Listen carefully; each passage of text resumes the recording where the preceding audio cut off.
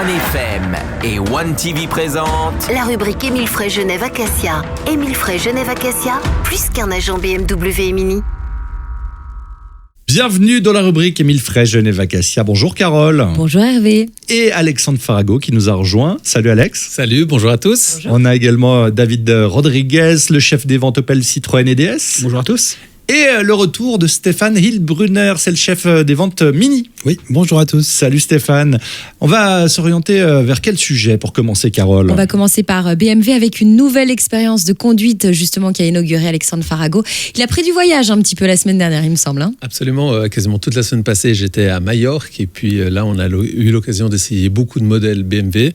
Et aujourd'hui, je vais vous parler de l'expérience de conduite avec la i7, qui est le nouveau vaisseau amiral de BMW. Alors on l'a vu, c'est vrai qu'elle est magnifique, elle est cossue. Ça nous fait penser, je ne sais pas si on peut le dire, un peu à une Rolls-Royce.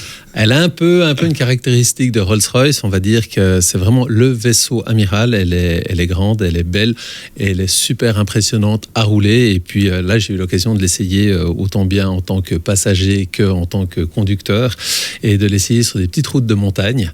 Et c'est quelque chose d'assez fabuleux parce que la voiture, elle est hyper confortable et elle a une tenue de route exceptionnelle. 4 directrices, des caméras qui vont filmer la route pour adapter les suspensions, une tenue de route, franchement, j'en revenais pas parce que tout le monde sait qu'un véhicule électrique, donc elle est entièrement électrique, donc 3 motorisations pour rappel, on a du mild hybride, donc 48 volts, du plug-in hybride et le tout électrique. Et celle qu'on a essayé, c'était vraiment le tout électrique avec 600 km d'autonomie. Et donc la voiture, par définition, elle est relativement lourde, mais la tenue de route fabuleuse. D'ailleurs, le passager qui était avec moi, que je salue, salut Thomas, s'il se reconnaît, au bout de 5 minutes, il m'a dit, dans des petites routes de montagne, il m'a dit, si tu pourrais un peu ralentir, c'est mon estomac qui va pas le faire. Il se sentait un petit peu mal, mais c'est, ouais, comme dit, cette sensation de conduite, c'est vraiment le plaisir de conduire en BMW. Très bien. 4 roues directrices, du coup, tu le disais, des rails. Donc ça veut dire que les roues arrière tournent. Alors les roues arrière vont tourner pour encore mieux suivre le virage et également pour faciliter le parquage. Alors on va rappeler que lorsqu'on est sur la route, les roues vont tourner, en roulant sur route, les roues vont tourner dans la même direction que l'essieu avant. Et lorsqu'on va parquer le véhicule ou qu'on est à très faible vitesse, elles vont tourner au sens opposé pour accentuer le virage. Donc c'est une sensation de conduite qui est très particulière et très surprenante. On est dans une très grande voiture et en même temps on a l'impression de conduire une toute petite voiture. Est-ce que ça veut dire qu'on est véritablement maintenant dans des véhicules très assistés dans lesquels on ne peut même plus sortir de la route ? Alors si on veut sortir de la route, c'est par peur de ne pas avoir tourné le volant. Ouais. Parce qu'avec toutes les sécurités, les aides à la conduite qu'il y a dedans, c'est vraiment... on entre dans un virage, on s'est dit ça passera pas, mais ça passe. On aura l'occasion d'en reparler en détail parce qu'il y a plein d'options encore dont on vous a pas parlé sur cette BMW i7. Et dans un instant, un petit mot concernant la Citroën C3 avec David. À tout de suite.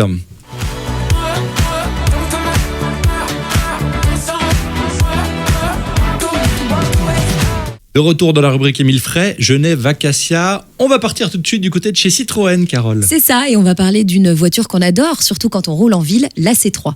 Exactement. Donc là, on va aller à l'opposé de ce que Alex nous a proposé il y a quelques minutes.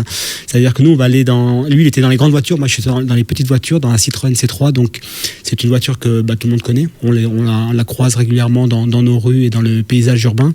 Donc, c'est une petite voiture. C'est une petite citadine qui fait seulement 4 mètres de long.